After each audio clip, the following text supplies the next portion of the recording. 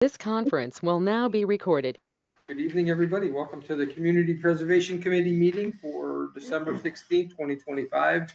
On our agenda, we're going to discuss our projects. We will see if we have any budget updates. We have no bills, previous project updates, and then summary of our CPA balance sources for town meeting, approval of our minutes for November 18th, and then set a next meeting date. And also the one prior to October 21st.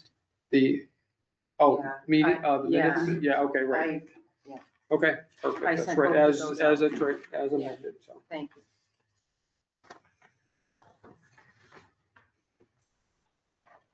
All right, so, actually, Cliff McCarthy is joining us this evening. He decided he wanted to get a jump on things and come to our meeting, and so we'll start with that project first while we have Cliff here, and then once that's completed, we'll go back to doing our projects one at a time. So Cliff is here for, let's see, Stonehouse Museum map restoration, and it is a conservation, would be under historic preservation. Alex was the representative for that. He's not going to be able to make it tonight, so we'll all just kind of jump in on Cliff here. So just give us a quick, rundown for us in the audience of what's going on there, Cliff, and we'll, grab you with some questions after. Thank you all for letting me speak. I didn't really expect to be on stage today. I don't know whether Alex has given you the file on this project or what you know about it, but basically it's, we have rediscovered in those Stonehouse archives an old map, very old, of what they call Cold Spring Plantation, 1727. That's 40 years before the town was incorporated as Belchertown. It was designed, it was commissioned by the proprietors in Boston who owned large chunks of land out here to as a way to designate lots for sale to settlers. Mm-hmm. The Boston proprietors were not interested in living here. They were simply landowners and wanted to sell their land to settlers, to people who would live here. The map was done by Timothy Blight, who surveyed most of the town for us, and then purchased the center of town for himself and his family. He actually never lived here, but his family lived here, and they were the Dwight family that was so instrumental in the history of our town. The map is, it's in pretty rough shape. It's about 32 by, I think it's 22. I don't know, did you get the photographs? Alex had asked me to include some photographs of the map so you could see what it looked like. If he didn't pass them on, I have a copy here you can take a look at. It's probably the oldest non-indigenous item that is in town, certainly within the Stonehouse archive. You can, hit him the mic. When you see the map, you'll see that it was surveyed with the top of the map is south, so it's oriented differently than most maps you look at. You'll see the Swift River is the squiggly dark line on the left of the map, which is actually, if you turn it correctly, would be the on the right side. We have taken the map to the Northeast Document Conservation Center, which is the national authorities in conservation of documents. And they have given us a work plan for what it would take to have it conserved and restored. And they, in the process of doing that, will make a reproduction, a full-size reproduction that we can use. And part of our project would be then to take that reproduction and have it in several locations around town, like the Clapp Library, the Senior Center, and follow up with presentations about the early history of the town. The map itself includes, although it's not designated on there, includes the lot that has the original cold spring, for which the town was, the early name of the town was named for. Just on the map, it's designated as Benjamin Stebbins' plot. Benjamin Stebbins had already purchased it when they had done this map, when they had surveyed this map. So, and that's one of the earliest items that we can talk about when we do these presentations on the early history of the town. The full cost of the project is $13,300, or $13,370. The Historical Association is asking for 2/3 of the cost. They would provide 1/3 of the cost of the project.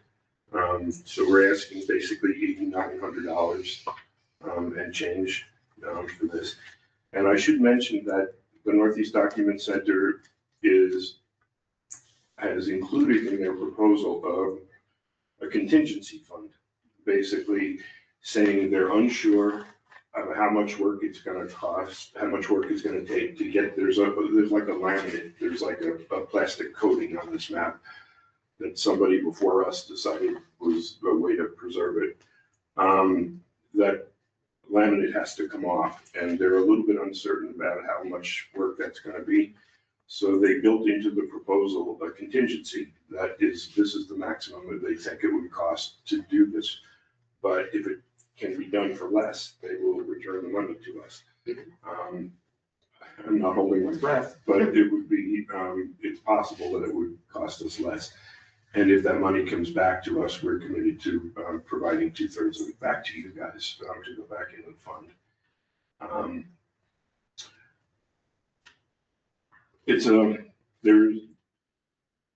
To our knowledge, there is no other copy of this map. We have done some research to figure out whether there are any other versions of this out there.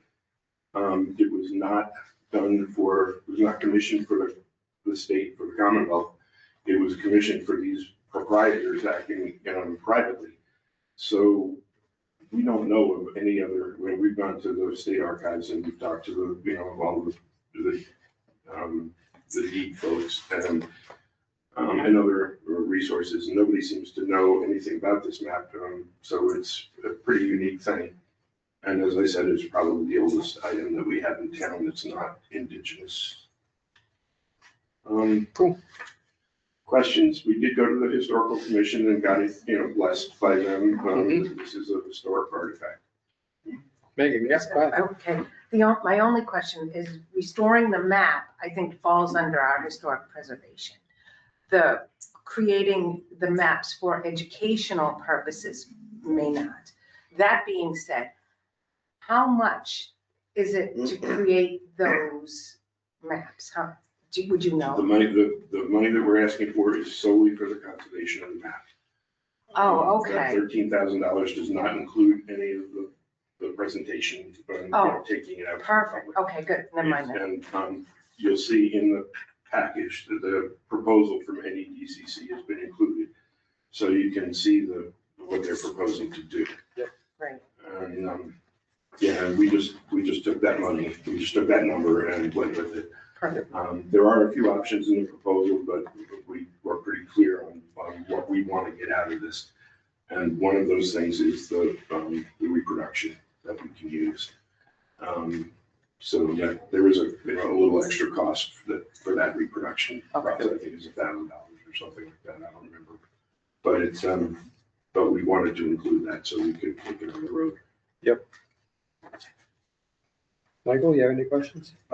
So staying on the reproduction, your intent is to have that reproduction available for display or discussion or presentation at the library, at the senior center, at town hall, whatever. Right. Is that meant as a roving type of thing, or would you intend to have a reproduction, one copy at the library, a second copy at town hall, a third third copy on display at the museum. Yeah, Or the I think senior at this center. point, our intention was to have one copy that was a roving copy. It would be at the library for maybe a week before the presentation, as sort of a preview of the presentation that we would do there. Same thing at the senior center, maybe it would be there for a week or so ahead of time. I think it will, our plans at this point only included one copy, but it probably wouldn't be that difficult to make extra copies. Well, We would get a digital version of it that we could then take to a place to get copies that could be stored at the library, for example. so their reproduction is $350, and it's archival paper, and it's special inks and pigmented stuff and all of that. Whereas from the hard drive, Right, you're right, we could take it and make lesser quality and use them as kind of okay. I mean, I don't think the senior center really wants a permanent copy of it. I'm guessing, the library might, and so that we could, make sure that we distribute one there. I don't know where the town hall, the town clerk might want one too. That might be good. But, the first thing is to get it. To get it done. Preserved, right. And it does come with a digital mechanism for reproducing it, so. And I'm a little confused, this is a technical question here, there's a preservation file that's a TIFF format, but an access file that's a JPEG format, and I'm not computer literate enough to understand the difference between the preservation file and the access file. Okay, this is not my forte either, but as I understand it, the TIFF is the TIFF file would be a permanent file that could be stored in the archives at the Stonehouse, and it doesn't deteriorate or it's not easily corrupted. It's the standard that you would use for something that is a permanent file, permanent digital file. JPEG is something that you would use every day if you wanted to print out a version of it. You would use the JPEG file. The TIFF file is a permanent, sort of non-corruptible kind of process. It takes more memory to make a TIFF file than it does a JPEG. But that makes sense to me now why there would be two. Just one last thing on the reproduction, is that framed, or is they just gonna hand you a piece of paper? Archival paper with pigmented inks, but. I think it will come, it won't be framed in a formal frame. It'll be in a archival package Okay, then we will be able to. so, but we'll need to frame it and all of that, so there'll be. And in fact, I've already sort of been toying with the idea when we get the reproduction, how we want to take that and have it on the road. If we're going to leave it in the library, I already got a thought in mind about how we want to do that, because it is upside down. I think we want to put it on an easel that will allow it to be flipped. Oh, So that's a people great idea. can actually see it, and then maybe do an overlay, like a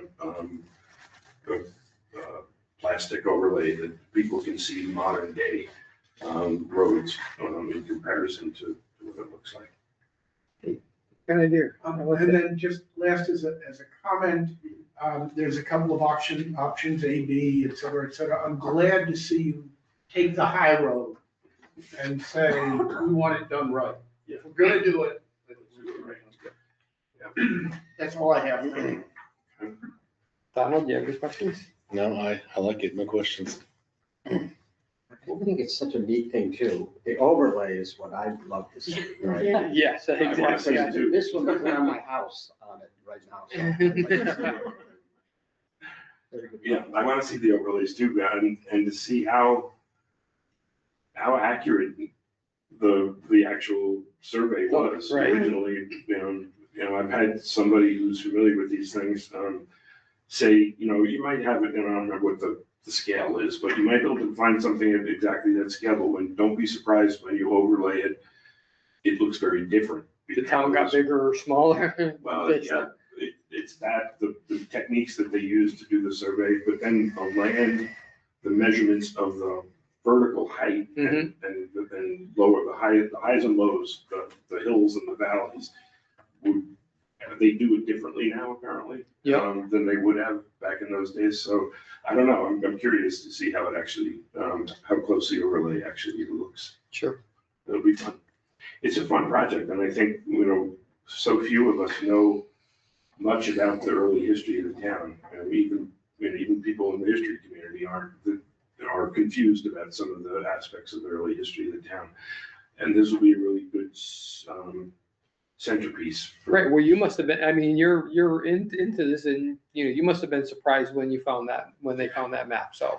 Yeah, and not only were we, when we found it, I had a vague recollection that we had it somewhere in our collection, but I didn't know where it was, and I'm the archivist. When we found it, it was like, oh yeah, this is good. But since then, we found references in our material to it. Mark Doolittle, who wrote the first history of the town, talks about it actually in the 1850s. He mentions that he has possession of this map. It was his at one point, and he got it because his wife's grandfather, I don't remember the exact relationship, had it before him, and he, it's a long story. But anyway, it's kind of fun to see it, that it has actually come down through the history of the town with various mentions of this map. So we have a provenance on it. We know it's ours. Yep. Cool. Pat, do you have any questions? I just want to know where Cold Spring is. Cold Spring? Yeah. Seriously? Yeah, I know, everybody I know doesn't know where it is. Well, exactly it's funny is. because this map is sort of triggered a whole investigation about that. And there are different people that have different ideas about where it is, but it exists. It is very clear. There are people that won't want you to know where it is. Of That's course. the thing. But now we're on TV, I'll spill the beans. You go down 181 to Cold Spring Road, Mhm. and you go down Cold Spring Road to the Orchard by Sabin Street. You will see right at near the intersection of Sabin Street, on the right-hand side of the road, there is I call it a pool. I actually call it a puddle, but it's a pool. Yeah. On the right-hand side of the road, it's all overgrown with trees and everything. And that's probably the area where people would bring their horses to drink while they were on the road. Now, the Cold Spring Road was the road through town. Mhm. And that's where the stage went, and that's where the riders would have gone. And they would have used that pool as a refreshment place. But the actual spring is across the street. It goes under Cold Spring Road, Okay. and it is back in the orchard, the UMass Orchard. And it's there. We're currently trying to get the orchard to help us put up a marker or a landmark for where it is, and maybe do something more more visible with it. But it's there. It runs down towards Cold Spring Road, goes along the gully of Cold Spring Road a little bit, and then goes under, and then comes out by that pool. And it's verifiable. It's on early maps, including the deed that I mentioned to the Benjamin Stebbins property. Benjamin Stebbins was one of the very first landholders in this town. He bought the land from the proprietors, and the deed, it's the earliest deed that we know of in Belchertown, actually has the map of the plot map of his land. And in the southeast corner of the map is marked Cold Spring. And it's so far from the center of town, it just, to me, doesn't make sense. Yeah, well, that was one of That's the what was- early places that really the town didn't grow up in the center. The town grew up on the Bay Road, near Hadley, or near the Amherst line, I guess. And then it grew up on where the Cold Spring was. There was a tavern there. Eventually, there was a schoolhouse that grew up there. There were some houses that popped up there. But those were the earliest settlements. But then, as I mentioned, the Dwights owned the center of town, which is now the town common. And then there was also a development up where Stop and Shop is. That was where some of the carriage makers, the early carriage makers, were up there. Where Jonathan Spiegel's house is actually, that's Right. in that area. It was sort of the first downtown. So there's a lot to talk about in the history, and we are really anxious to get out there and show people what we have and get them to think about our early times. Yeah, that's awesome. I think it's great. Now you know. David? I'm all set. No, Cliff, I don't have any questions either. I think it's a viable project. I love the aspect of it, and we'll definitely try to move this forward. Great. We are on GoTo, so if anybody out there had any questions, I will certainly entertain any questions for Cliff on at least this part of the presentation. All right, if not, Cliff, thank you very much. Thanks for hearing me. Yeah, let's start off easy on this one.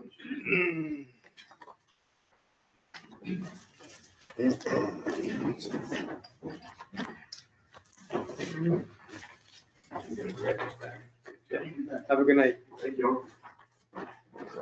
So, getting back on our agenda, we'll start at, project one, and we'll work our way down through.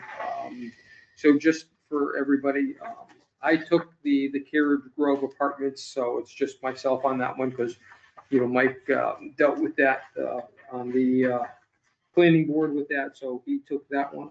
I took that one, and Mike decided to take it was the land.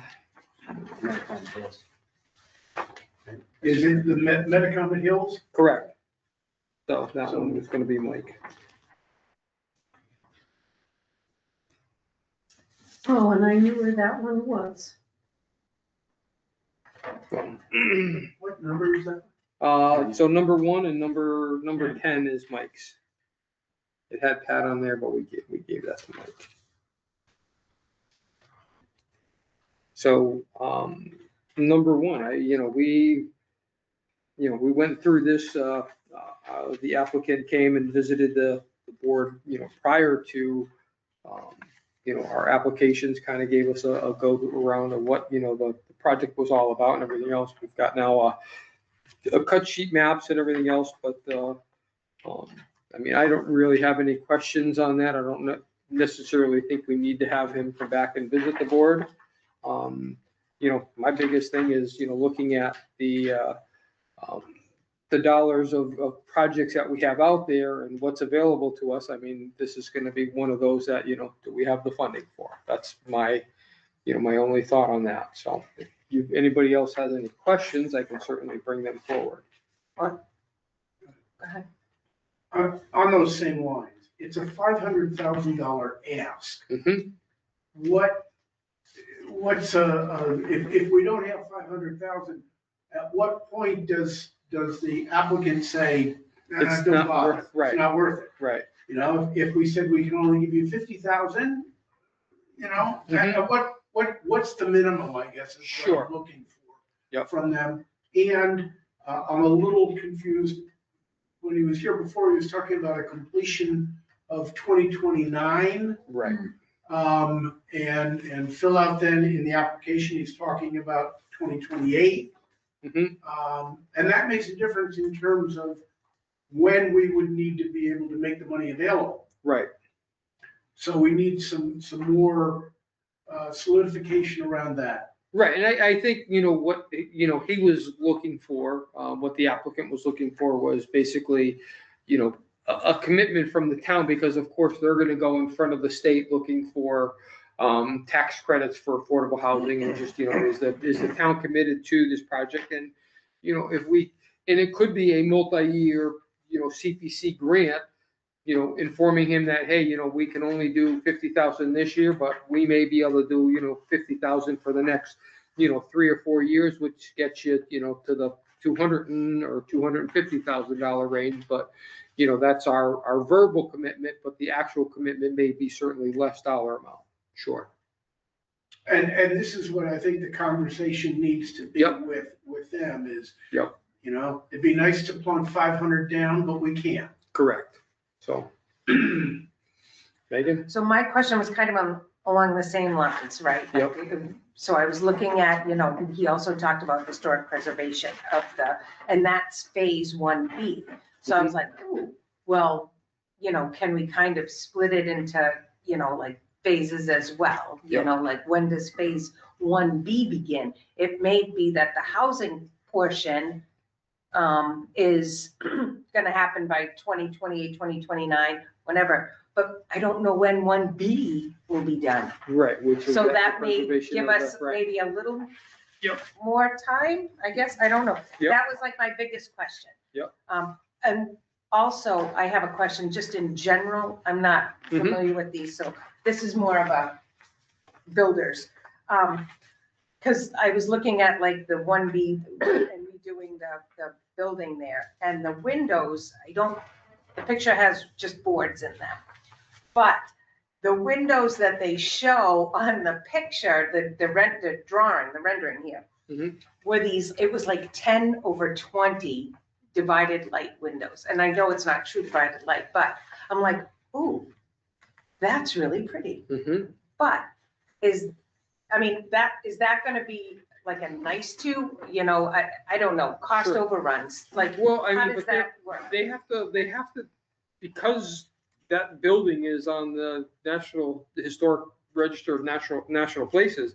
I mean, they have to do a very, probably similar, because I'm sure they have old pictures of that building. So I'm sure they're gonna have to get something that's, historically accurate in terms of design. It may Okay. not, of course, it'll be a restoration style, energy efficient window, but, the look of it will certainly have to be in keeping with Right. what was originally there. So, yeah. I liked how, though, they're not really doing anything to it other than keeping it the same. Right. So I was concerned, because I'm like, ooh, we adding to, what's this gonna really look like? But that is not the case, so. Yep. Yeah, I was, I just thought maybe that 1B might be an opportunity to. Right, lay extend. around down and do some historic funds along with, Yeah, right, if we, Yep. as we go. Sure. That was my question. Barbara? Nothing at this time. Over? I'm still a little confused about the money and when they need what. So, I mean, we obviously can fund this, we'd have to bond it, Mm-hmm. because we got a bunch of other stuff going on, but I just don't know if, in our conversation with them would be, we could give you 50 now, and maybe next cycle, we could give you a certain amount, and then the next cycle, we can give you a certain amount. That puts us into 2028. Right. So I don't know if that's part of our conversation or not, so that's where I am. So I have nothing to give you other than a question. Okay. So, there you go. Pat? Nothing now. David? So, there again, it was no different than Christie Price. They were looking for the verbal commitment and the town's commitment at town meeting that, we're buying into this project. And when they stand in front of the state legislature looking for tax credits, they can say, yes, the town is in support of this. They've committed X amount of dollars towards our project. There again, Christopher Heights didn't use our money until the project was at the end. So, we gave them money here and it sat in reserved for them for a number of years before they actually drew on it. But once you voted it, I mean, you take that money out of circulation. So, if you vote the 500,000 this year, you're out of circulation till whenever that, either through debt service or however that comes about. If you give them 50,000 this year and then 50,000 next year and then, the year after, you're only taking that at that individual time. But the warrant article at the town meeting would have to stipulate 50,000 per year for the next 15 years. We could do that too, right? You know, in order for him to be able to say to the state, I have a firm legal commitment Right, for $250,000. right. Or 300,000 or whatever the number. But it's gonna take me 5 years to get to that point, you know, as they, right, so, right. But the we could citizens do- of Belchertown would have to vote and commit. Right. Well, and that would be very similar to bonding. I mean, because Correct. if, you know, if Exactly we, like right, because that. if we used money out of, you know, that account for something else, we would be drawing it out of the general fund to, you know, pay that amount. So it would come from either or source. The advantage is that if we bond it, we have to pay interest. Right. If we just commit that we'll set aside 50 for the next 15 years, then there's no outside interest that has to be paid to the banks. Right, because we're not grabbing all that money all at once, right up front. Exactly. The only other thing that I noticed is that the Board of Selectmen didn't write a letter in support of this. Not that, I mean, the Historical Commission did, Mhm. but, it's a lot of money and they want to see a commitment from the town of Belchertown. Well, I would like to see it also be from the Board of Selectmen as well. I Okay. think that for them. I can ask for that. Okay, I mean, not that, but I'd like to know that, we talked before about $5 is $5. Right. And, and Okay. paper is worth something too. I mean, Sure. So it would be his job to go to the select board and Correct. say. Right. Hey, are you right? I would like Where's- to, Yes, I Where would do like you to stand know. on this Yeah. project? exactly. Exactly. I Yeah, would no, like it's not for me to ask the select board. Right. I just want to be clear. Yeah, absolutely. Yeah, no, I just think that where do they stand on this? Yep. I think I'd like to know that too. That'd make me feel more comfortable with it, so. Right, it's a big ask. Okay. I'll get some of those things, in motion and keep the board up to speed on that. Project number 2, which is Spectator Bleachers at the CHC in Austin, Gaughan Field. I did talk to Stuart about it. He Okay. said there's absolutely no way it falls inside of CPA. I didn't think so either. So, They've got to be permanent structures that stay there, and this is not what's going on. My biggest concern here is that while I do see a lot of rust, it looks to me, and I am in no way saying I'm a metal person, but it's galvanized and it looks to me like it's surface rust. I don't see a lot of corrosion. I do see some bumps and bruises from, bleachers that have been moved from Right. Austin Mhm. Gaughan Field to the town town, hall, not right, or the- necessarily right. placed on very level land, Wait, So this doesn't fall, we're not able to fund this is what you're No. saying? Correct. And There's not a because, chance of it.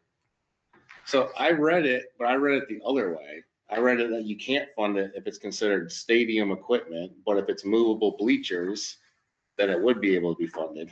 Well, I have an email from, I've talked to Stuart, I have an email from Stuart that says you absolutely can't do it. I mean, I read it on the website today, like I was reading all this stuff, so that's interesting. I I'd be, explained to him that it's really two pieces, right?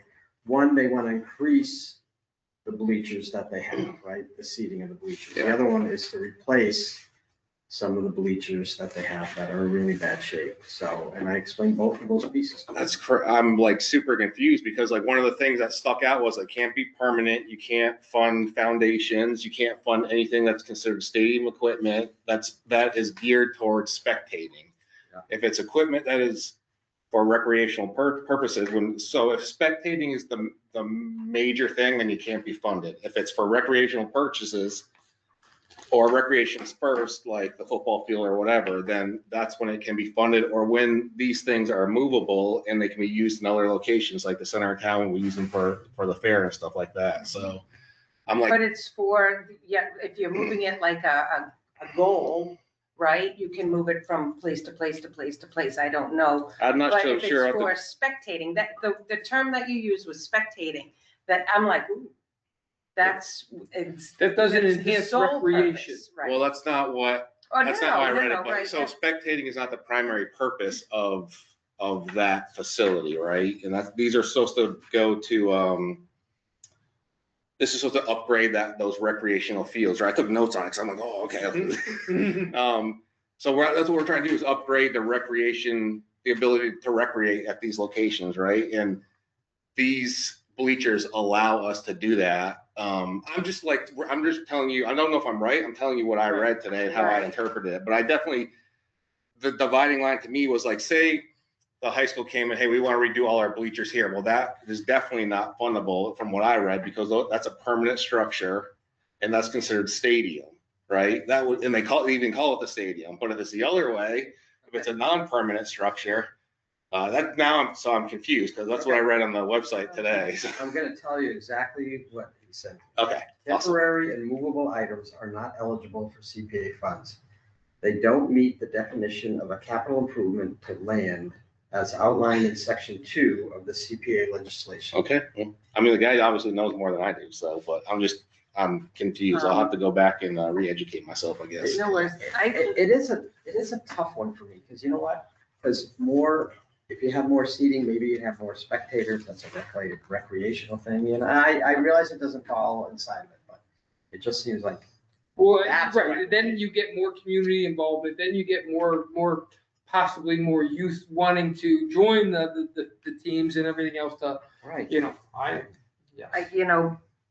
But to me, and again, this goes to mitigation of the rust. We get new bleachers and then we start to see rust. When did we first start to see the rust and the corrosion here? And what was done to mitigate it?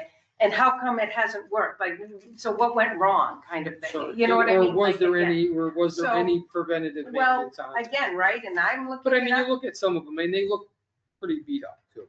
I get it, but they've You know, also like that. been moved. Right, well, I And know that, Have that's you the thing, had right. anybody come in and try and remove the rust and fix those areas So if it's possible? I have a little bit of insight on this, because I was asked. You They're do like- know they're like, hey, what you're doing. They're like, hey, can you do this? I go, yes, I can do this, but it's gonna cost this much money, and it's cheaper just to go buy new bleachers. So that was my response to. Yeah, that was my thought, we ship them back to the company and say refurbish what we have. Well, I don't know, that's But- right. yeah, I mean, I don't can, know. yeah, It's more your Yeah, area I of mean, expertise. it's just cheaper, and the new stuff is like aluminum, so it's corrosion resistant and. So it says, blah, blah, right? blah, Didn't we so. think that would galvanize steel?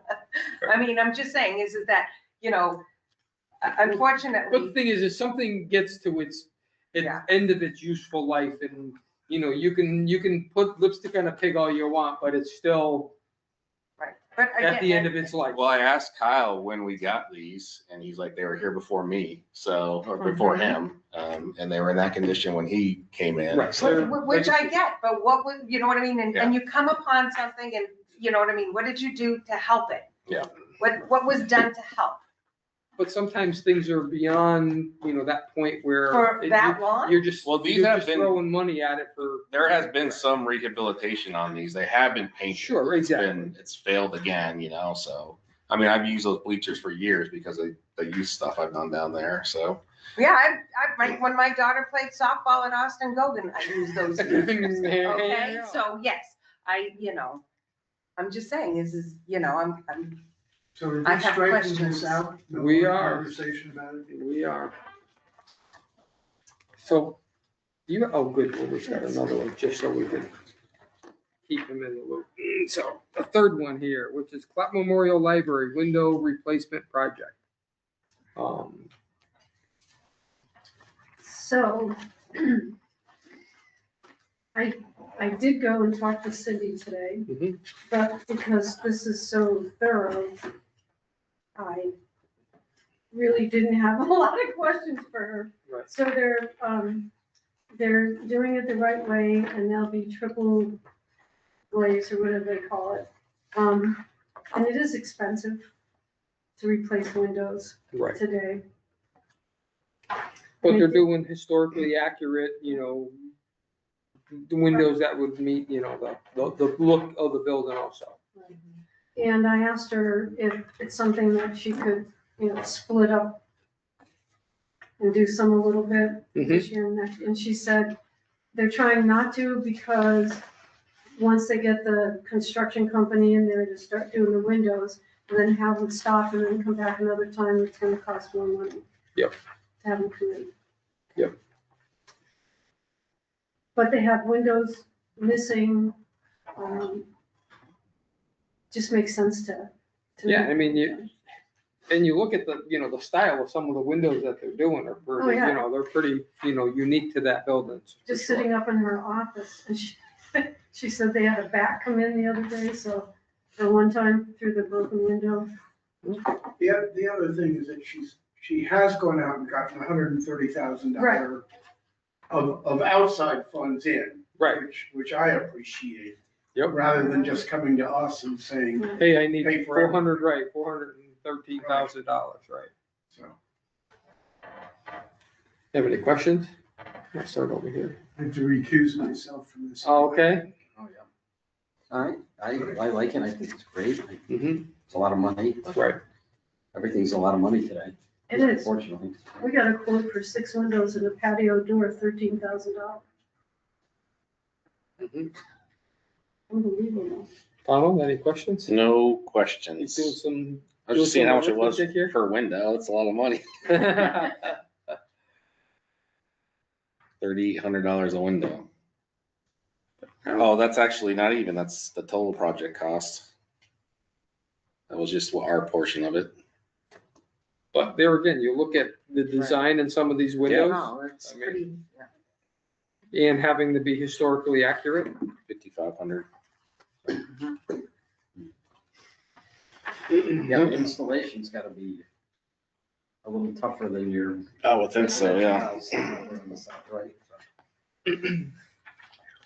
Megan? So my only question was in the other category, like other funds. It's just not really broken down, like, so when you look at what they have on their form, it's 38, it's under, what's it under? It's under construction. Yeah, so I mean, general conditions is what it says. Well, I mean, that's, I mean,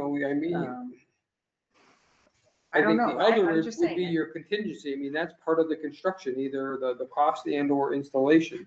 You got your contractual, which is a 101, you got your construction, which is, the 273, and then you have your other, which would probably be your part of a contingency at 38. And do we allow for contingencies? Yes, we do. Okay. Uh, In the past. When Stuart was here on that presentation, I don't know if you were here or not. I was. Remember we asked him on that. He said it was okay. Okay, Yes, he does. I Didn't you see I it's just wanted to- perfectly okay. on there, yeah, because that was one of I the know we questions that I had had, that. because we hadn't allowed it in the past, and then lo and behold, we were able to do that. Okay, that was my only, because I was like, ooh, Yep. the other, that was Right. my only concern for that. I'm like, Yep. does that count? And then, No. okay. Michael, any questions for? So okay, as we're going through this, then, do you think this warrants to have Cindy come in and have a conversation with us, or do you have enough information on this that, do we need her in? I mean, because we're getting short on, because we missed last week or 2 weeks ago because of the snowstorm and everything else, so, didn't wanna, we can do 5 meetings this month, or 3 meetings this month also because of, the calendar, so this is our second meeting, there's still one more Tuesday in December if you guys are interested, so. Now, my understanding, and this would be a question for Cindy, my understanding on this is that there's only really one company that can do the historical reproduction in the area. Is that the case? Yes. So I guess my question would be is there competitive bidding? Is there alternate sources? So she's gonna go out and get other bids because, There was a reason she picked Marvin Windows, and I can tell you right now, I don't remember. I didn't. I vaguely remember something in there. But I think she's still gonna have to, you don't necessarily have to get 3 bids, but you're certainly gonna have to either justify why you went with this company, or you said, I've reached out to these 2 companies and they declined to provide a bid because just it's something they can't do. And so, you're covered under, your procurement at that Right, point. right. Can I make a comment on all I of can that? ask her, I can. Yep. Yeah. I think it makes sense for us to have her come in only because of this. It's a lot of money. I mean, she is an unbelievable person. That's not why we have her come in. Right. But there's other things that might come up as we're talking that would be Okay, I mean, like, right. okay, you're doing this, what else do you have for the future? Maybe it's not windows at the library, but maybe it's a roof, or maybe it's whatever. Yep. It'd be nice to know some of those things, so. If she comes in, we should prepare some kind of questions for her. Right, so those will be some of the questions that, we can have her bring to the table when she shows up. Okay. All right.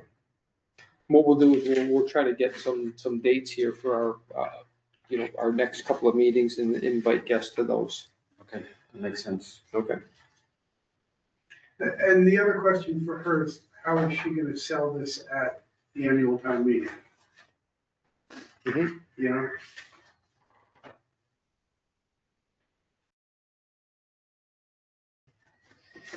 Yeah, this is gonna be a very tough year for us because we might have some of this, you know what, I can't give you $100, I can give you 40, or I can give you 60, or I can give you 20, yeah, it's. Right, or we just say we're not giving you any because. We just can't. Right. All right, the next one up is construction of a new soccer field at 51 State Street. All right, I just want to make sure that, so, first of all, this is a vision thing that you have to have for what's going on there. But does everybody understand exactly where it is? It's, it's kind of funny right now, because this is my photo. It's funny that you have this pavilion out in the middle of, because they Right. took down the building and stuff like that. All right, 2 years ago, the pickleball group said, okay, we know you're taking this whole thing down, we would like the pavilion. I met with Kyle, and Kyle said, well, they think that maybe it's not in good, it's gonna need a lot of repair work and stuff like that. And I said, Kyle, look at it, it doesn't really look that way. We have to take the concrete sections out and stuff like that. And so I talked to Debbie Wood today. Debbie runs the pickleball group for Belchertown, and she said, whatever we could do to get that pavilion would be great. We would put in money Mhm. to get it up to our spot, because it's very sunny out there. Everything's out in the middle, right? So we have a couple of little tables and stuff like that, but we have a lot of pickleballers. We would like to have that pavilion. But that is just one little piece, the whole thing. If this project doesn't go through, then we could still probably get the pavilion for the pickleball group. Right? Mhm. So that's fine. All right, here's my thing. So the reason why I say it's a vision thing is at one point we had just tennis courts there. And, And basketball courts. I know, and basketball courts. And then we took out the tennis courts, put the basketball courts in, put the pickleball thing in. Now we got the sensory garden behind it. I mean, there's a lot of things going on, just because playground isn't that far away. But this particular spot, there is one section that they can fit in that field. They cannot fit in a second field. And this is for the 7-on-7 soccer, which is the under 9s and under 10s, and even younger than that, if you have some of those group of kids that come out there. But they can still use it for field hockey, lacrosse. There's a couple, like flag football, they can still put stuff up there. Their big concern, and I'm not talking about the Park and Rec, is across the street, they've got a regulation field and a couple of smaller soccer fields there, and at some point, the state can just pull that away. Right. The state has said, we'll give you 3 to 6 months notice that says you cannot do soccer on your fields anymore. The only thing I say about that is I heard about that back when I moved to the town, back in the 90s, that the state was gonna allow us to use that property. So I think that's okay. So if you are on the street, 202, looking at that space, to the right, which is kind of in front of the basketball hoops and the pickleball, of course, there's also plans to maybe do something there. They want to make the whole thing one big recreational center, I guess. And if I'm wrong, you tell me if I'm wrong. But I think that's where we are. All right. So they have plenty of letters of support and it's ADA compliant, that's what they say, but they'd have to do something to do the ADA compliant, right? And the numbers were just a little bit off, and what I mean by that is if you look at the expenditure sheet, she's got down there, the payable is kind of what we're responsible of, 83,000. But it really is 99,447 because the contingency is now allowed. So that moves that up to that. So I had to change the numbers on my spreadsheet. So CPC money is not the 83,000, it's the 99,000. So that's where we are with that. Let's see what else I got. Linda's the project manager. We see fall of 2026, they'll start it and they'll finish it for the next year. Let's see. On the expenditure sheet, I look at engineering 5,000. I don't see a quote for it. And I don't know where that number comes from. That would be a question I'd ask. That might be historical, like information that Linda, just that they know that's what it was, but yeah, okay. The construction management team, I'm saying, who exactly is that? It's the DPW, it's all in kind, is it not? It is, that is the in-kind piece, and I'm not worried so much of the in-kind piece. So, I don't know what rough staking is, that's about the field, we're gonna put markers here just to say, here's the, 70 feet by 40 feet or whatever, stuff like that. And things like the physical quotes on the bulldozer rental, I would ask Linda where she got that. I'd like to see some of this inside this thing. And I talked to Kyle about the fill. So if we have to get all new fill just to level this whole thing out, it is kind of expensive. But he's thinking that they might be able to get it from other places in the town. He's not sure. Sometimes when you get fill from other places, that's an issue too, right? So there you go. The screen rental quote, I'm not sure where that is. That quotes for the grass, where that comes from. The fence gets interesting because you just have to have a fence on the road. You just have Not to. just on the road. I know, I understand that, but you definitely need one there, right? Oh, right. So they're talking about maybe taking a fence from somewhere else and put it there, which I guess is okay. But when you look at a quote, it says, it's like $20 more for a new fence. What I say, A linear foot. I get it. Okay. I know, it's a linear foot, but it's still, $20 a linear foot at, 100 feet is an extra $2,000. I agree with that. Okay. But if you're taking it from a place that someday they go, maybe we shouldn't have moved that fence. We had issues with the basketball court with the fencing and what we need out there to keep it safe and stuff like that. All right, I'm not too worried about Right, but there again, if you look at their 450 feet at $32 I know. is $14,000. You add another, add $20 to that 450 linear feet. But you're talking about 8-year-olds playing out on this field. No. Will I'm was just just saying, right, wondering whether or not no, right. it's cost effective to remove a fence I don't know, right, or buy all new for the whole project. right, I have no That's idea, but Yes, I no, have they're gonna do a concerns. fence. It's just Yeah. whether or not new Right. or reuse. Well, this my is heart one- beats out of my And chest. they're when I gonna think take of out this. those trees. They're gonna take out the trees on something. Yeah, they took out trees when they put in the pickleball courts. They have more trees to take out for this. I really like the project. I'm a big soccer guy. I'm not so worried about across the street, those fields going away. But No, you see how long it's taken for them to do any viable, projects on that state school property as it is. So, and so what sits here is not just, oh, here's a soccer field in that area. The soccer field is part of that, which they can use for other sports or other activities and things like that. But, the whole thing is starting to come together. As of a, what they're gonna do.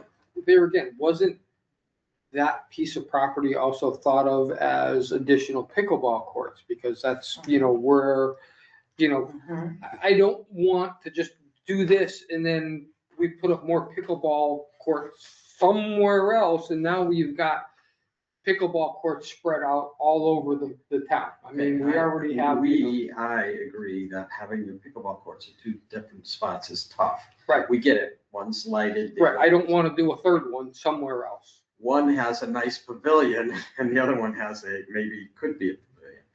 The thing on the pickleball, there's pickleball sprawling up everywhere now. Mhm. There is not talk within the group now of doing courts 5 and 6, where there was a couple of years ago. We should probably do 5 or 6. A lot of people are playing, like now, they're playing indoors, but and then there's just courts, people put them in everywhere. Schools are doing them. I am not so worried about pickleball courts 5 and 6 right now at all. Mhm. I don't think that should be an issue at all. So, but I agree with you.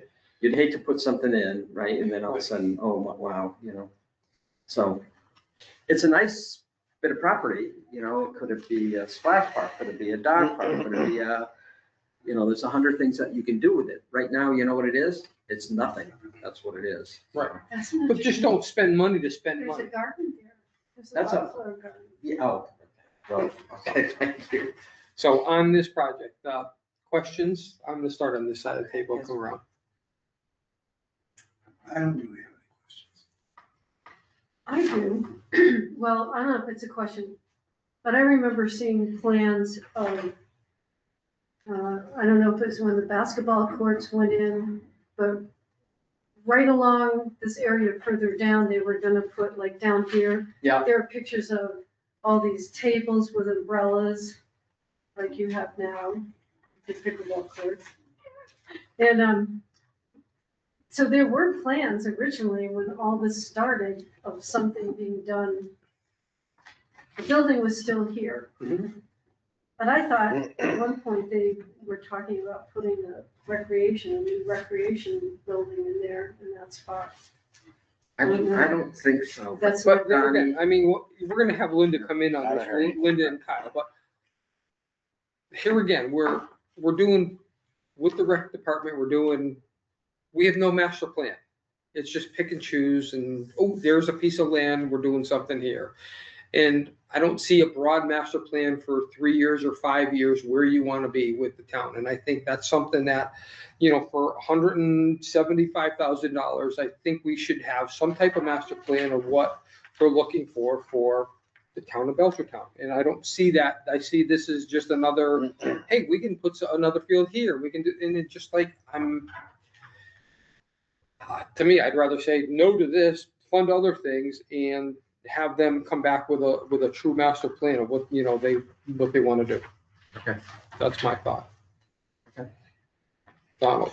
I mean, I like it here because that's where a lot of our other athletic fields are. And I know one of the issues with fields is there's no space for fields. Like, I know Kyle and the rec department have looked for other areas and there's not really a whole bunch of stuff available. I mean, you would think there is, but there's not. So, I mean, I like it here. And I don't know exactly how wide is that soccer field? I can't remember what. says Oh, it's it's in there. 120 by 130. 130, it's pretty big, huh? I mean, is there room for other pickleball courts up there? Not anymore. Not up top if you take that away. What's that space right underneath the basketball courts? It's close to the road. This looks much Yeah, bigger in this so- photo. Yeah, so my heart beats out of my chest just thinking about this. So Is I'm what? gonna be here for a minute. Just the proximity to the 202. Yep. To me, having an 8-year-old playing there scares the hell out of me.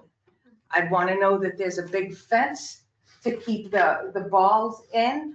I can't even think of where I have seen a ball Athletic field that close that to, close to the road. I don't even know what the setback is, but I know when I drove by, I mean, I don't even think it's 50 yards, and that's a half a football field away.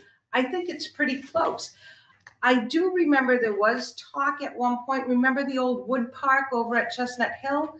That perhaps using that and moving it there, because to me, I'm like, the whole concern for me is these kids, and it takes 2 seconds to put your eyes down and watch somebody run, and you just don't know. You think, oh, these kids are all great, they look good, but not always, are they paying attention? And it just scares me. That the proximity to the road there.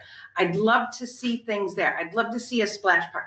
I would love for it to be an area, that whole area, including way in the back, to draw people here into town. Another thing that I was looking at is, I don't know, but where the fence is, there's a fence, and then there's a grade that comes down. And I thought, well, I'm not so sure of these days. I wish I were, but I'm like, there is, and the only ADA accessibility that they've addressed in here was parking. I would like to see a pathway just for people to be sure of foot. I mean, grandkids, and Alex talks about this a lot, going to see his grandbabies play. I mean, I love watching the kids just play in general. It's one of my favorite things at school to do, and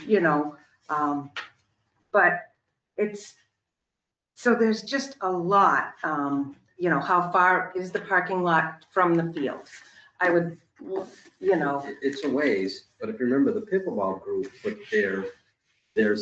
I would guess, even though it's not in this, that's Gonna be an Like that. additional parking. Yes, and that's right. And That I would parking guess lot that's up too, at the top would have to probably swing down But, and around to be able to have some you know, additional um, ADA parking down. right. Right. You their can't have answer a to that parking lot. though, their answer to us Right. for the ADA Right. was the parking. Right. Now, I'm not sure if Linda wrote that. There's a parking lot right next to the pavilion though, right? Isn't Where that, the house came down. yeah, isn't that gonna be service that soccer the field? parking lot. It could, It's I, really a parking lot, which is, you're gonna yell at me, but the parking lot is kind of for the pickleball people. It's still a good, No, he's talking No, this it's one right down at the down bottom here. here.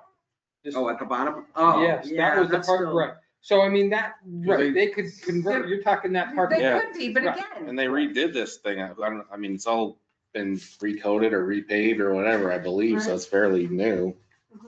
I mean, And- I'm just saying, is how far is it, Well, yeah, there's going no, from a solid surface to,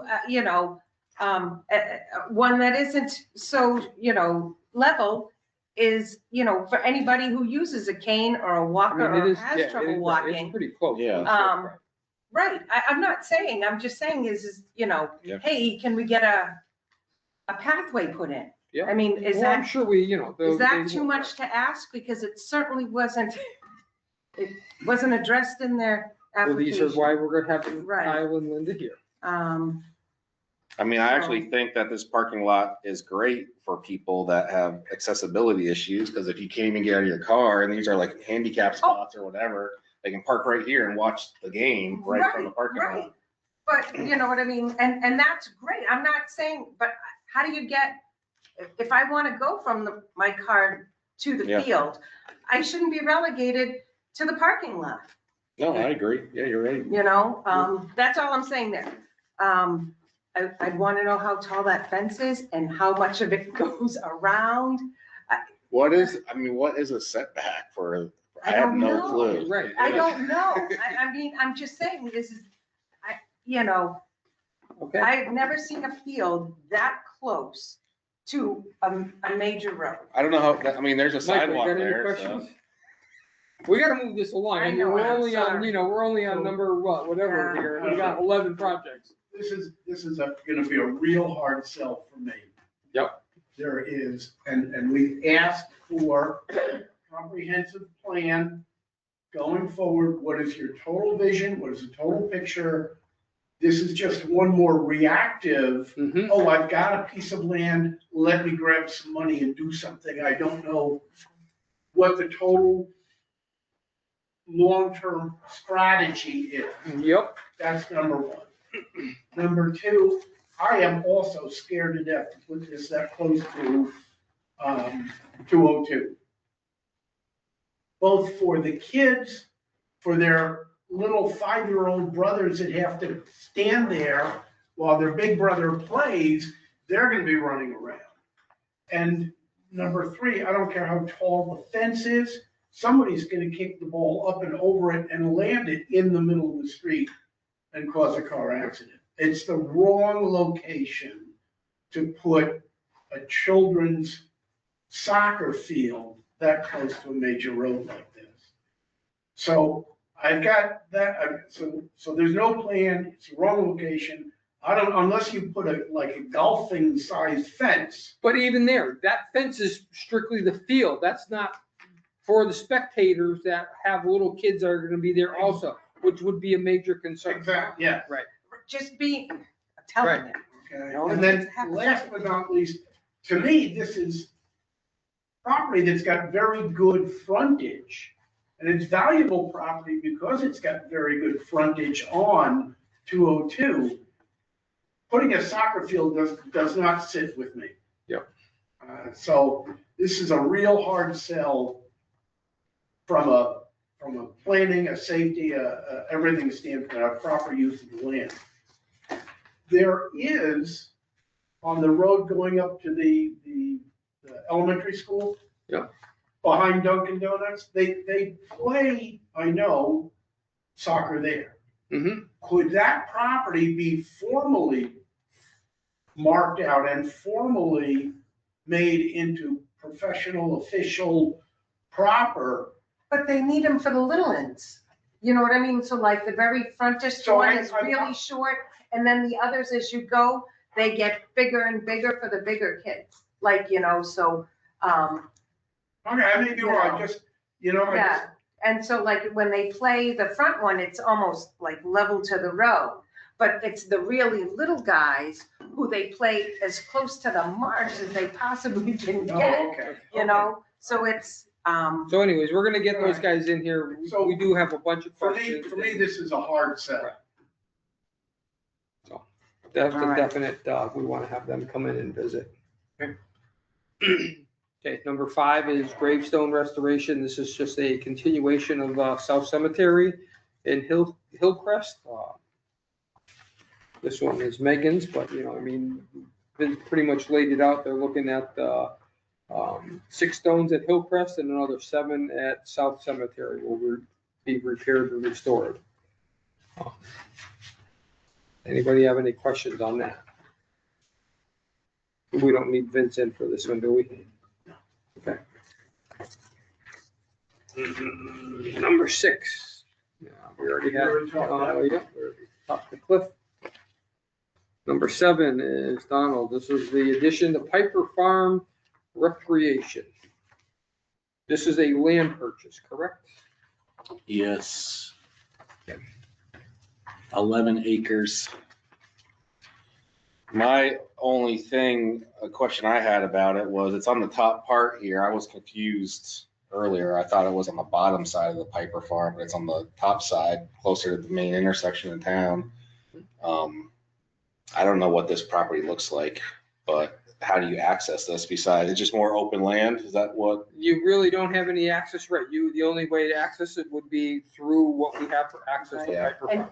wasn't this where we had the Piper Farm, they were considering doing the disc, Disc, right. frisbee disc, whatever. And we did disc golf and we And then couldn't do that. they couldn't do it because of all the invasive species All the of wetlands, the yeah. plants and stuff. I thought it was like, it wasn't manageable. It wasn't gonna be manageable. I think it's more of Or the something wetlands. I like mean, you that. can see the big, the swash of wetlands on the top side. You can see a big swash of wetlands on the bottom.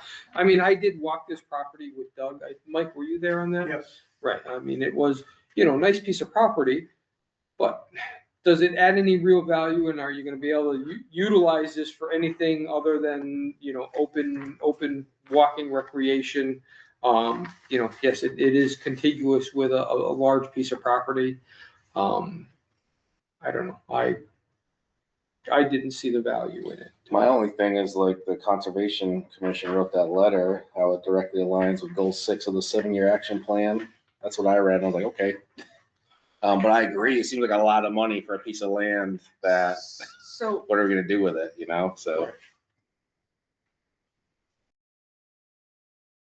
Go ahead. Usually when we get these, to buy these open space lands, there's also been other grants that have been looked at, to help with the cost. Right. There is no cost share for this whatsoever. Right. So so while it does go along with their plan for the conservation, can they get, grant money for the purchase of this land like we've gotten in for other pieces of farms?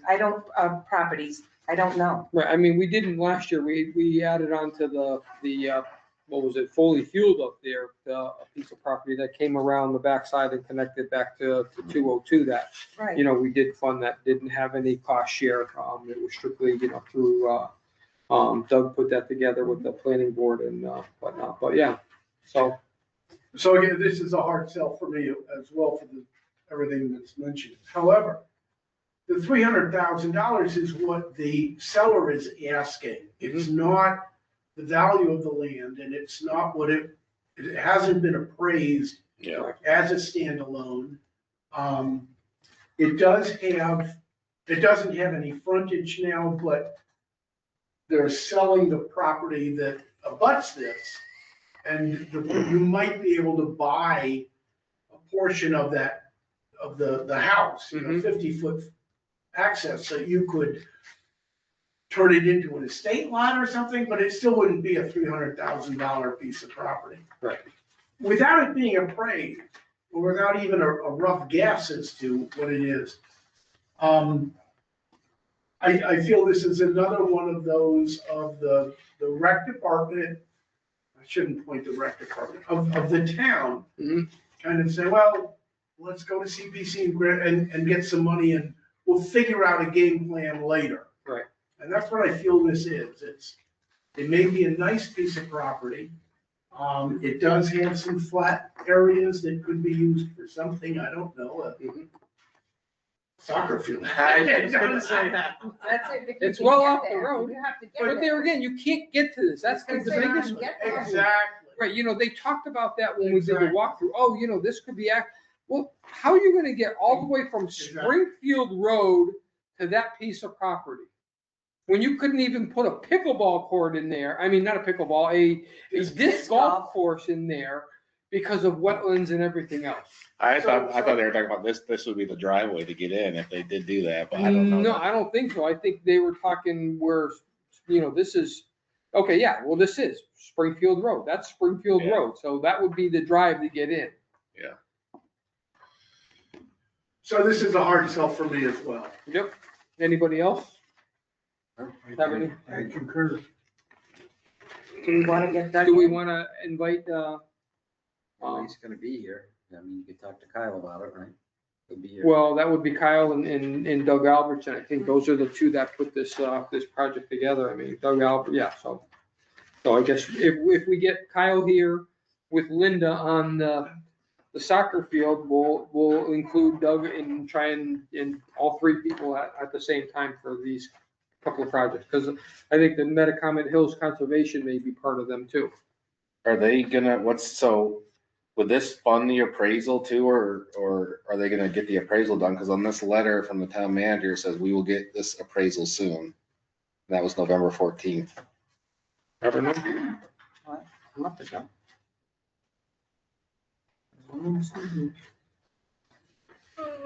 So that one was what, number 7? I can see if anything else What's that? came in on That's this, I guess. 202 Maple. That's 202 Maple right there, and there's Springfield Road right here. Wow. And this is where the That's train a little- tracks are and everything else coming through. So that's where people walk in there now. I think either there or they park down here by the train tracks and walk in. Because that's where your path comes through Right. along the train tracks. So I'm just wondering, excuse me, where this is, It's just a small little, between piece. these two pieces. Yeah, it's right of on that property. curve, right? I never noticed it. No, I never did either.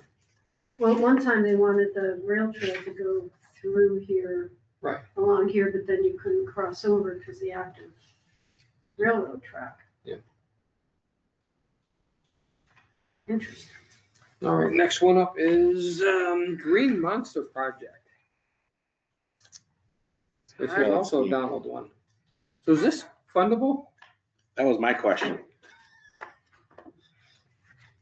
So, yeah, this is build a kitchen and build a bathroom and all that, but It doesn't Don, didn't, doesn't fall under recreation. So- You're not creating anything recreation. So I read again today on this stuff, and the differentiating, the way you can split these up is what's the use for this field? Is it for spectating or is it for recreation? If the major use is for recreation, that's when it kind of gets a little bit, we have a little bit more authority, I guess, for lack of a better term, to fund it how we see fit. So to me, the primary purpose is recreation there. Mhm. But my thing was like, is it permanent or non-permanent? But there, there's that line, if you read into this, is when you created that athletic field with CPC money, then you're allowed to do a lot Yeah. more in terms of enhancing that project. When you have a piece of that was already existing, and now you want CPC funding for these type of improvements, but the original wasn't part of CPC, I don't right. think that falls under that, So purview. are we got your chart? acquiring recreation? No, Are we creating recreation? no. No, it's already created, right? Are we preserving recreation? a new bathroom and a new kitchen. Is not No, preserving that's not recreation. preserving, right? That's my hang Right. up. is- That, so, Right, if you're rehabilitating the if field, we're rehabilitating the you're field, right, preserving recreation. right. And is the field in any part of this? I didn't see that No, part. Are you supporting recreation? I would say no. Well, Mate, that's, so a bathroom facility is, supporting, I but suppose. you cannot support recreation according to the CPC. It is not fundable in support of. Right, And we are not rehabilitating or restoring anything that is there. So the support part, which this seems to fall under, right. doesn't Not- seem to me to qualify. I mean, it's pretty clear, big fat new. Where's my note? There's your line item. Right there. No. I love the idea. Right. And I would love I would love it, but I don't think that it's in support of the field. I partly agree, and I think like, it seems to me like parts of it are fundable and other parts are not fundable. So is that something? Right, we could, Well, we could look at the we could parts look that are fundable. if the parts that are What- fundable, then, Right, but what do there you- again, does that, What do you see that's fundable? Well, for I'm sorry, example, the ADA compliant walkway, right? We did that with the football field.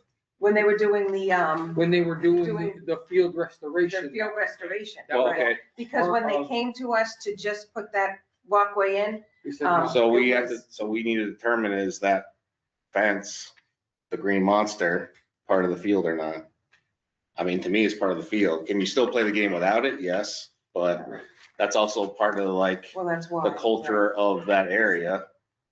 Cultural doesn't matter. All right, I'm just So, like, I'm so, like, well, why don't you reach out to Stuart and talk with him about this, or, Okay. the Yeah. coalition, and ask them, If there are any if parts these that things, they right, feel that, you know what I that we mean? Like, could yeah, do, that would fall under CPC, and then, so construction of a fully concession stand and purchasing of new kitchen equipment, no, that definitely is not gonna be part of it. But if we could, rehabilitate the Green Monster as part of their, for that field, then absolutely, we could do that part of it. So, Right. That's Right. what I'm Yeah, like, to me, if anything, the wall itself Would be, has the highest probability of coverage, of being right, compliant right. of anything in here. Right. so would he have to rewrite this application, you think, or? Well, we would certainly would need to, An not the whole thing be amendment, written, yeah. but of course, the dollar amount and what, Yeah. where the money's gonna be spent.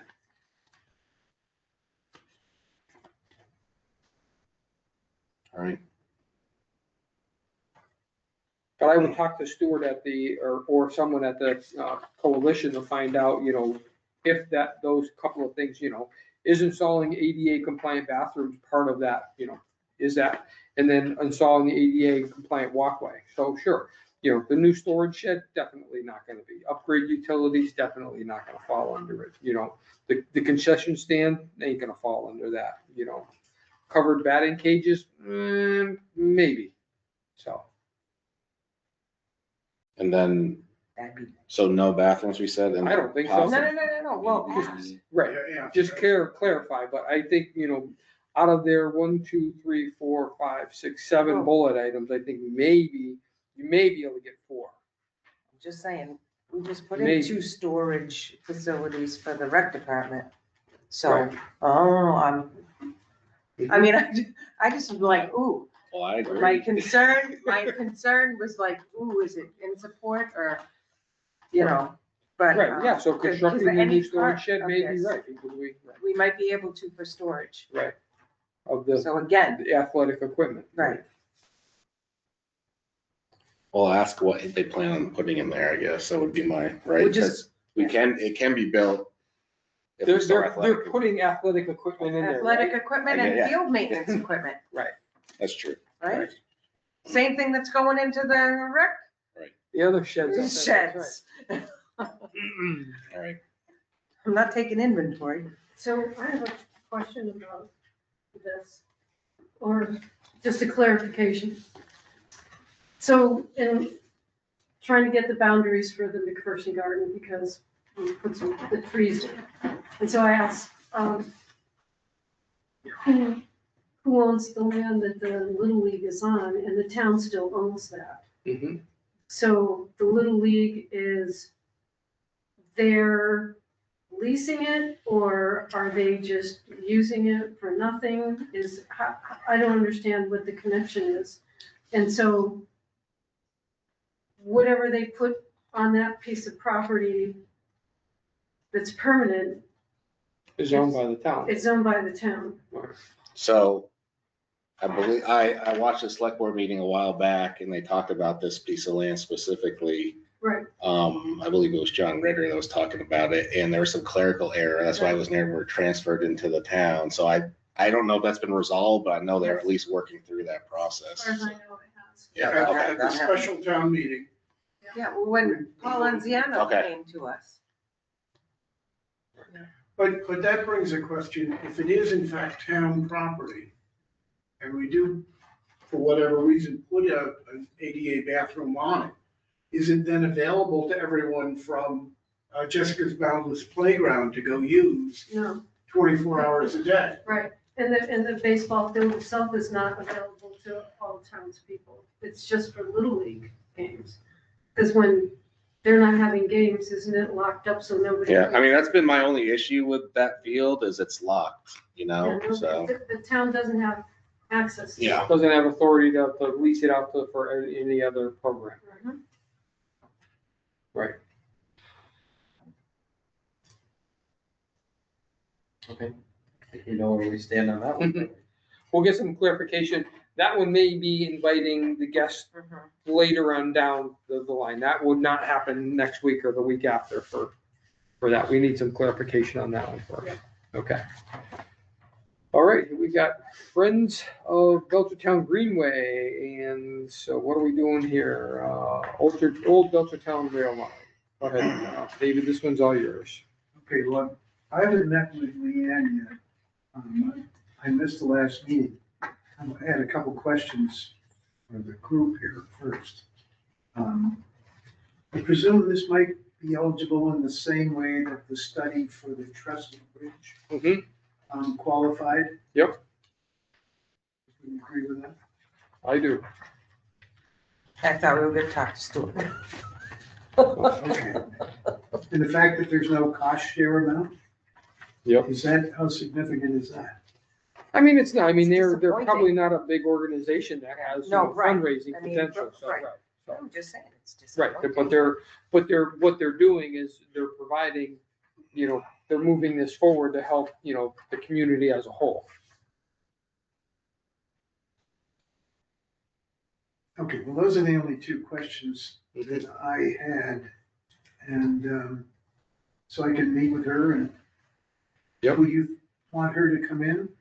It probably would be easier just to have her in. I mean, do you have any questions on this one here, anybody?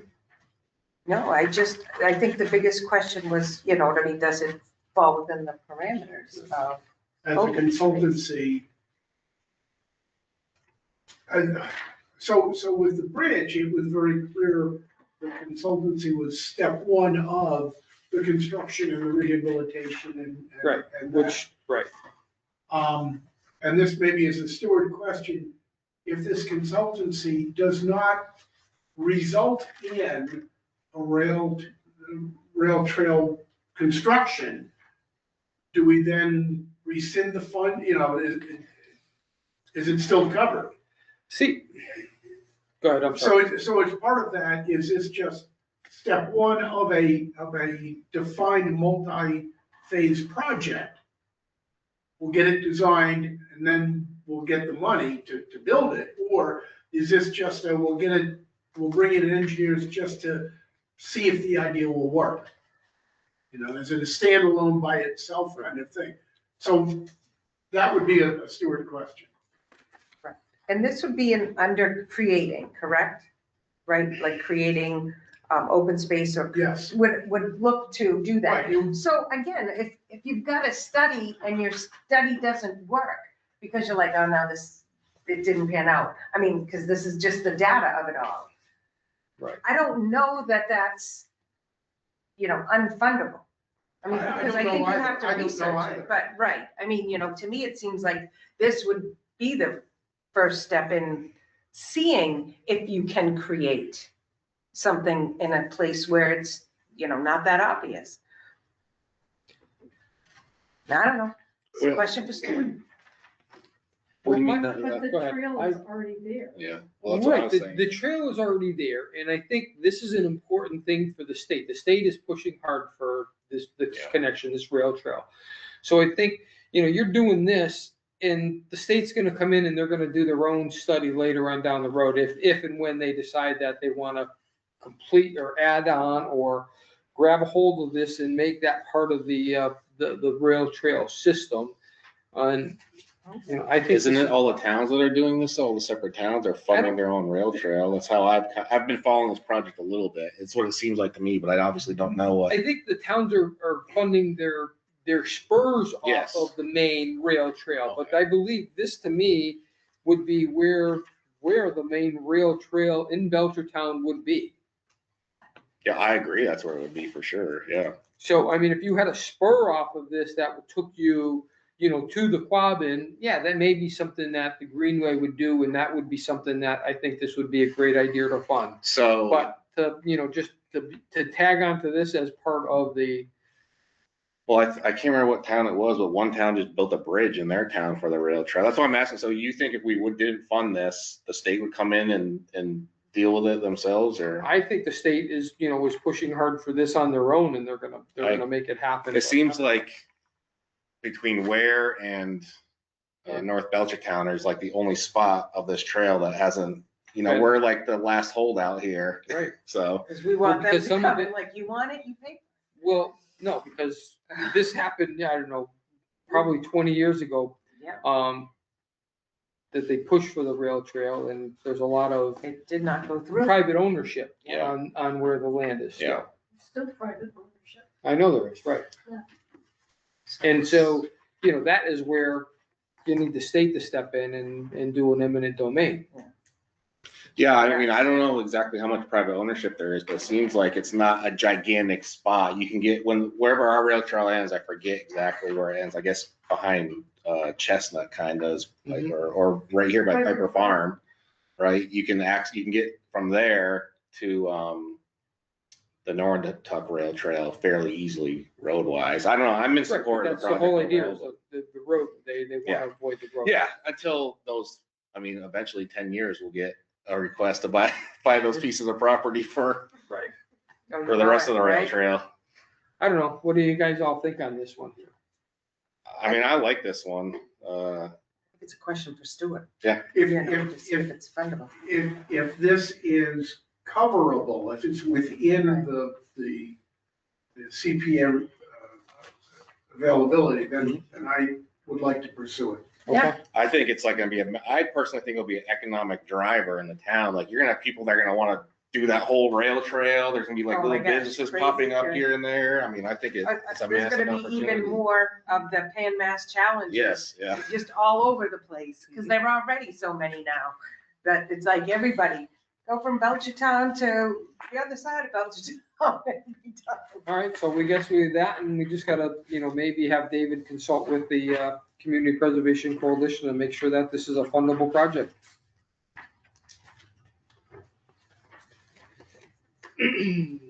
Number 10, Mrs. Michaels. Yeah, so I haven't sat down with Doug Albertson formally on this. Yep. Talked a little bit informally. It's a 52 acre, almost 52 acres for our portion, 130 is to me a good deal. Considering the quality of the habitat that we would be protecting. We're only being asked to come up with 18%. The cost share is 82%.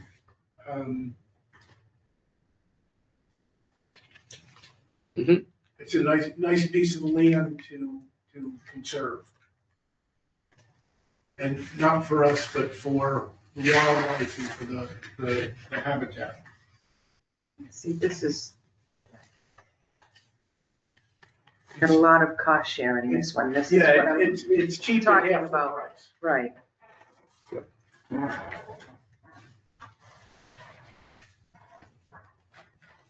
And it does butt up against a bunch of coal property, which is very nice to see in terms of, I believe Cole still has a sign on their property out front that their land is, that land is accessible for people to use also on Metacomet Street. So the W.D. Cole's property is now owned by the trustees of Massachusetts or something, and being, Oh, really? Okay. yeah, so Cole's- Cole's has, they've sold close to 1,000 acres in Belchertown over to, Doug Albertson is gonna kill me on this one, but it's the trustees of something. Mhm. And it's a kind of a version of the Kestrel Fund Okay. type of. Trustees of reservations. But trustees what? Trustees of reservations. Yes, that's the name. Okay. And the Quabbin something is a temporary owner of it until the paperwork is transferred. Anyway, it's not in Cole's Gotcha, hand okay. anymore. All right. But it is under, in a It's preservation. in a preservation, and this will be part of that same contiguous thing. Yep. This to me is a good deal. Okay. Question. When will they hear about the state grant? I couldn't find anything about that in this. They're applying. But Are they applying or do they already have it? I guess, yeah. Huh? and we are applying for a land grant from the state. The maximum they can give is 425. It doesn't say anything about when they'll hear. I think that's critical. Yeah.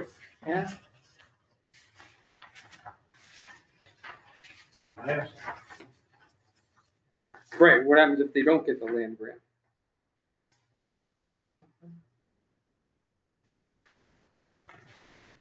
Okay. Anybody else have any questions on this? I guess I was confused about this little rectangle. Is that part of it? Yeah, it's a piece that they own, way, Yeah, I asked piece that of same landlocked question. property. So there's a guy that owns all of this land, and he is carving out the residents and a small portion around the residents to keep. And the rest of it that is not right around the house is the residents that he want, or the property that he wants preserved. Right.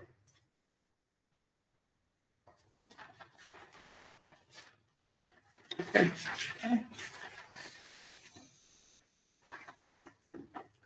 And number 11, that's our last one, Yeah. Sports Haven. So that's me. I have actually already reached out to Steve Williams because Wilbur had a question regarding the money situation, and he is in fact just looking for the $250,000. He's going to try and fill in whatever's missing with other grants and things like that. My biggest question for this was, is this considered support of community housing? Is it preservation and support with building the infrastructure there of a well that is contaminant free and a community septic is what he wants to do. So the biggest question for me is, is this considered rehab or restoration, or is this preservation and support? So that was like my base. Steve answers, he uses the terms preservation and support throughout the application. I feel like it's preservation and support. There's nothing to rehab. It's not like they're redoing a well. No, They're not redoing a septic system. They're preserving, or they're creating the infrastructure for the affordable housing community. Right, and the houses, or I'm sorry, the mobile homes, the mobile units have been recognized. So that is something, so that the parcels that people will have will be for the, and if you needed a new mobile unit, you could get one, it sounds like. That was like my biggest question for him, although I was writing as I was reading. So let me just go through. So that's what he wrote. It's support by providing safe water and allowing for a new septic. So that's why I wrote that. And like I said, he's got funding for a lot of it, and he's looking just for $250 from us. The rest of it he will get. He's looking Right, it's a $3 million, almost a $3 million project. Right. Does the definition matter? Like you say, support, does that matter to us saying yes, as long as it's fundable? I'm clear. So again, I wanted to make sure that it's fundable. So having that. Well, I'm reading this document. It says rehabilitation or restoration, make capital improvements or extraordinary repairs to make assets functional for intended use. So that's, I'm sorry, say that again. That's under rehabilitation. and Rehabilitation or So you restoration. can't do that under housing unless it's been acquired by CPA funds. Gotcha, yeah. So that was part of it, because I'm trying to think. There is a caveat that it is fundable if you're going to prevent affordable housing from being removed from the market. May not be housing that CPA funds were used to create, but if this will preclude the removal of affordable housing from the market, the extraordinary repairs that are necessary to keep it on the market, then it's, even though the original housing wasn't paid for by CPA funds. So, it does say they require that whenever possible, preference be given to the adaptive reuse of existing buildings or construction of new buildings on previously developed sites.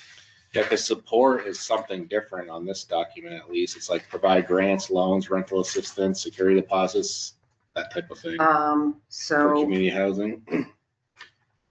I think Megan's got the latest and greatest. Well, I was like, ooh. So when I printed this up for the housing, it was, I didn't print up that, like the go-to page. Because I was like, ooh, I thought this was more in, like I said, in support of, because again, I was like, we didn't use CPA funds to start with it. So I just kind of took it at face value as far as. But we are keeping it from being taken off of the market as affordable housing. And it's for affordable housing. And again, like I said, I think it's to preserve it and support. So, and those are both two fundable verbs. And there again, this is now, affordable housing, $250,000. I did, like I said, I reached out to Steve. He thought he was gonna be in the building and would show up tonight with Right. any questions, so he's willing to come in and discuss. Okay. So we just have to, And this is another one, when we originally did the $100,000 for, it was a kind of a hard, not a hard sell at ATM. But there were some people that stood up and said, why? right, And so Steve is gonna have to rally his troops and sell this at the ATM. and you know what, though, I've never known that man to not stand up when it was time. Right. Yeah. And I mean, I'm he just would saying, always stand up and speak. He would, Right. he'd take the heat for what he needed to. Okay. And I mean, to me, right, All right, let's, so, we've got all our projects, we got all of our questions. I'll reach out for Carriage Grove.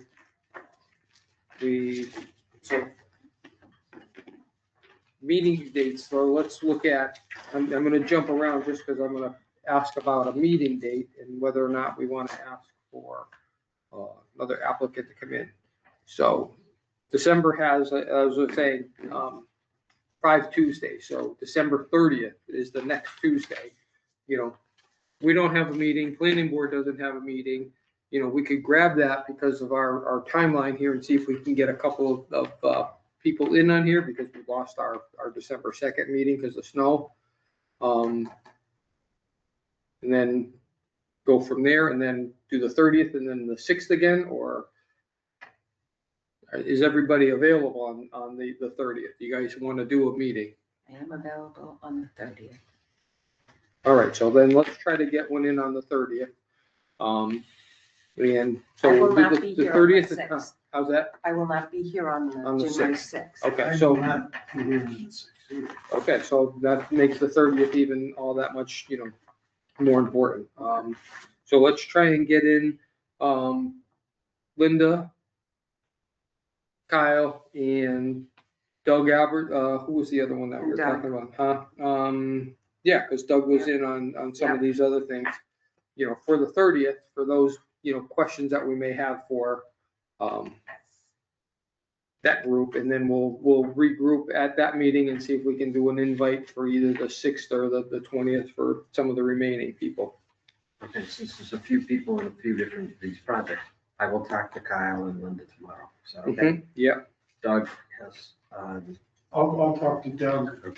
So do you want Doug in on the Piper Farm property? The property that abuts Piper Farm, or just on the Metacomet? I think both. I mean, he's the, he was the lead on both of those, so we'll have him, Yeah. I mean, none of us are really in favor of it, but it's worth to have him to have the conversation. Good night. So, and I think that'll eat up quite a bit of the meeting right there in itself, Yeah. having Well, I think that's, those 4 big projects. that's good. Right. Yeah.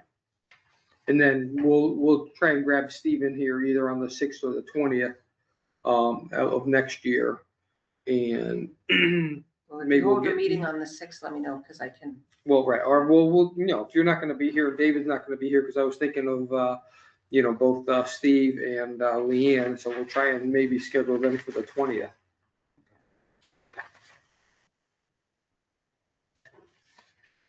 And maybe what we'll do is we'll have Cindy come in on the 6th.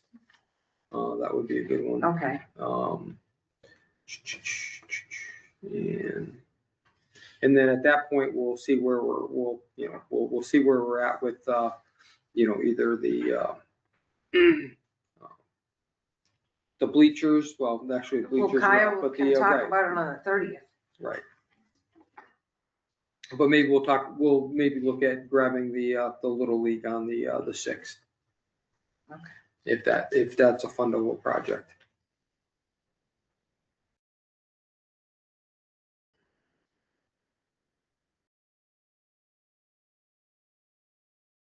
And I think that gets everybody, that gives, those 3 meetings get us, pretty much everybody that we need to have here at the.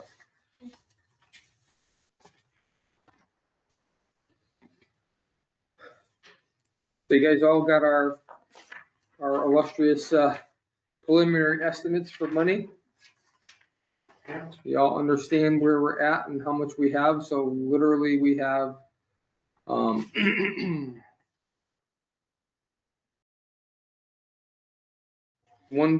million seven hundred and $73,782. That's what we can spend. That's what we can spend. Wait, 1,000,000, Huh, say that again?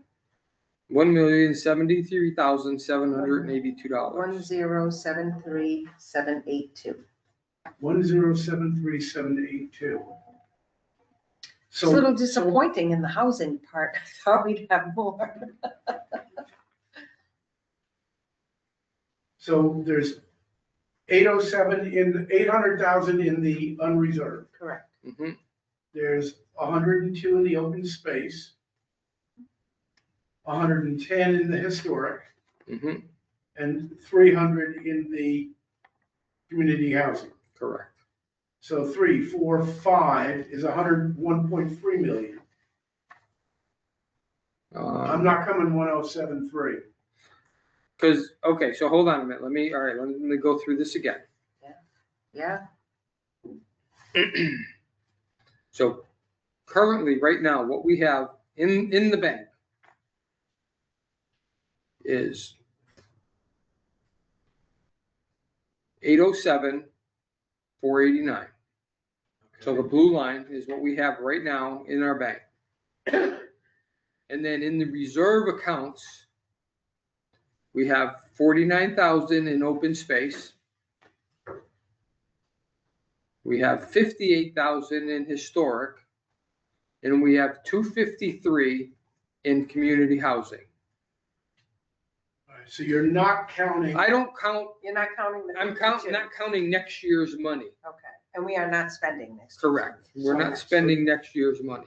you're not counting the 158 total reserve to be voted at the ATM. Correct. Correct.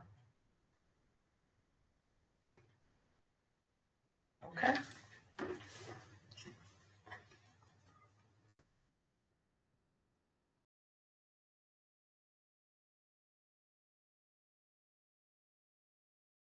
And because we have a lot of, we have recreation, we have community housing, and we have historic, all the projects that we have are touching on all three categories this year. Mhm. We can certainly dip into those funds. Yeah, a little more than dip. Right. If we're gonna deplete them.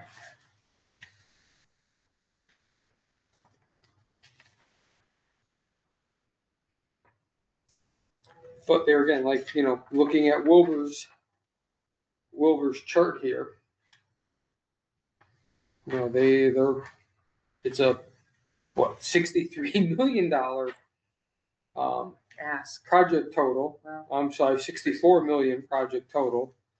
And they're looking for 1.75 million in CPC funding. So we're still gonna be short.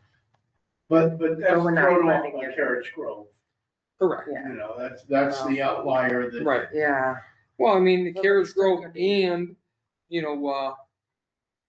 what's his face, the Sports Haven. I mean, And the that's, that's $750,000 right there on those two projects. And then the windows, Right, there's another, over there, which to me would be the most. right. I More mean, the windows funds. and then, I mean, they're, Okay.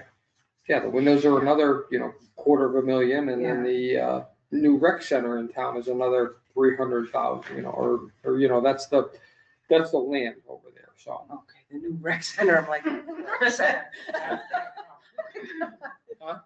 Metacomet. Well, no, Metacomet's not too bad because that cost share of, only 130. I'm thinking of the land across the street here, that was 305 they're looking for.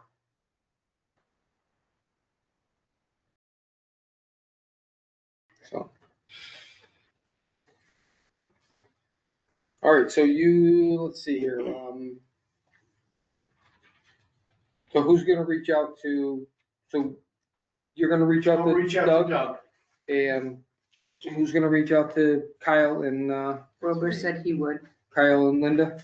Yeah. Okay, And that's for December 30. that will be for December. And if, you know, and then if they can't, of course, let's move them down to, you know, not necessarily this, I guess it could be the 6th because, you know, David and Cindy. Megan won't be here, but, you know, that's not part of their projects and, you know, because we'll definitely keep their projects when they're gonna be here, so. Thank you. I will, Push for the 30th, but, you know, we can always fall back to the 6th if that, you know, if they're gonna be away. Well, if we hear that they can't, I could always reach out to Steve, see if he could.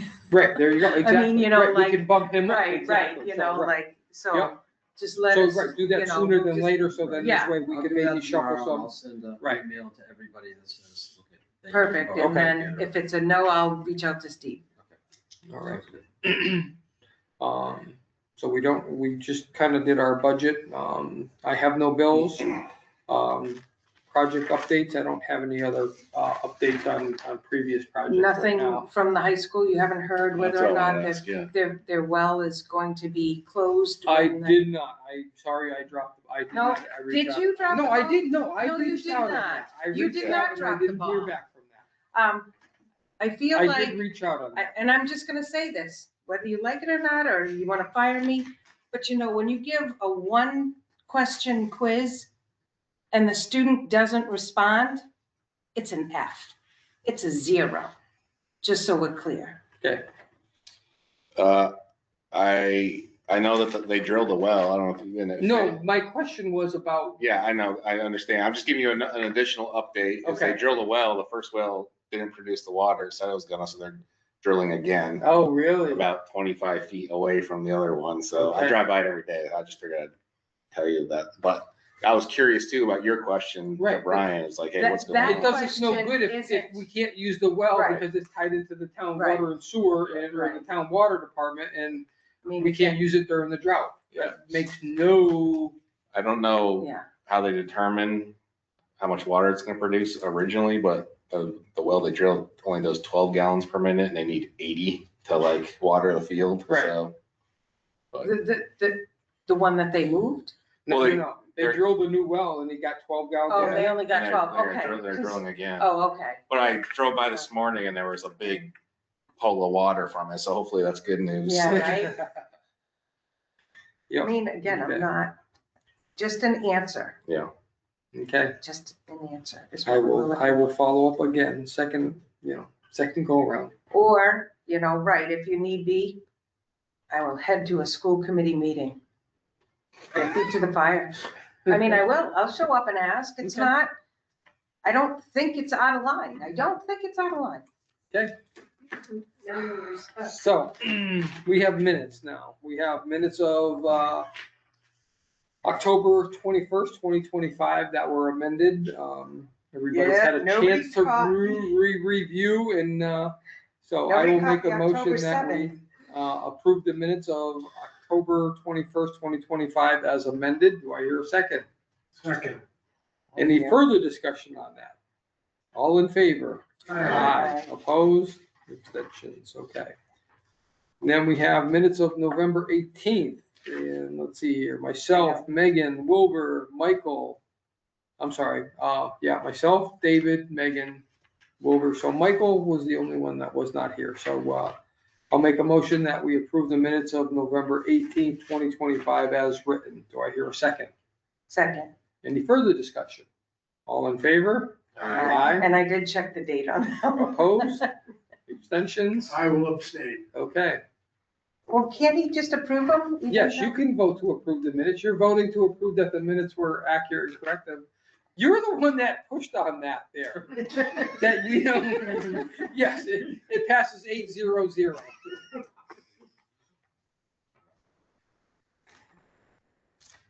All right, so we have our next meeting dates.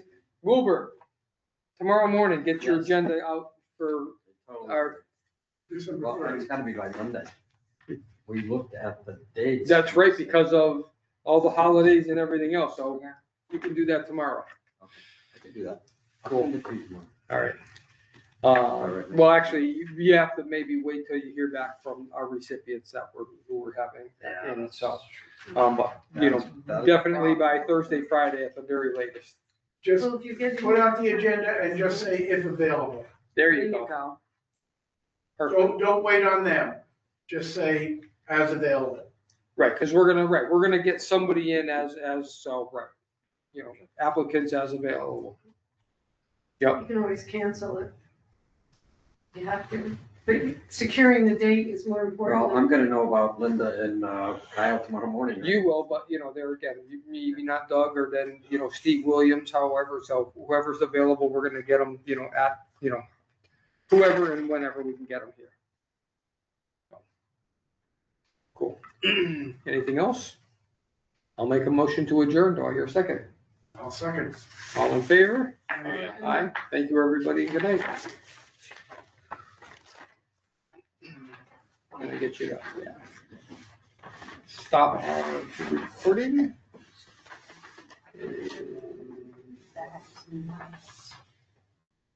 Yeah, but I'm going to left hand.